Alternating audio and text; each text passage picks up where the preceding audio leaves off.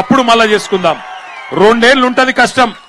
ఆడు చెప్తారు ఇక కథలు కాంగ్రెస్ వాళ్ళు సర్పంచ్లకు ఏమని, మీరు మా పార్టీలకు రండి, మీకు డెవలప్మెంట్ చేస్తాం, ఇది చేస్తాం, మన్ను చేస్తాం, మశానం చేస్తాం.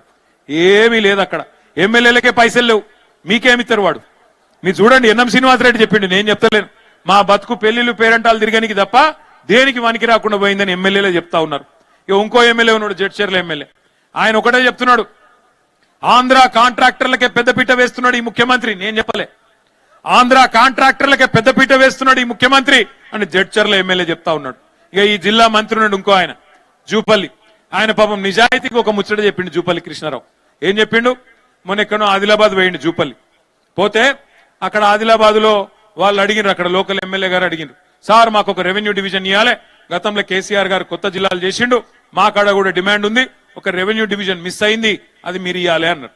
అంటే జూపల్లి కృష్ణారావు నిజాయితీగా చెప్పిండు పాపం, ఇగో నేను మళ్ళా గెలుస్తానో లేదో తెలియదు, మా ప్రభుత్వం మళ్ళా వస్తుందో రాదో తెలియదు, నేను హామీలు ఇయ్యా అన్నాడు.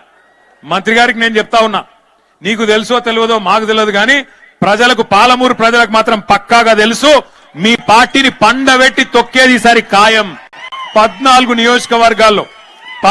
నియోజకవర్గాల్లో కొడంగల్తో సహా ఈసారి కాంగ్రెస్ పార్టీని బొందబెట్టబోతా ఉన్నారు ప్రజలు. అందులో ఈ జిల్లాలను ముడితే మాత్రం, వనపర్తి, నారాయణపేట, గద్వాల జిల్లాలను ముడితే మాత్రం అగ్గి రగులుకుంటది, మళ్ళా కాంగ్రెస్ ను దహించి వేస్తదనే మాట కూడా నేను హెచ్చరిస్తా ఉన్నా.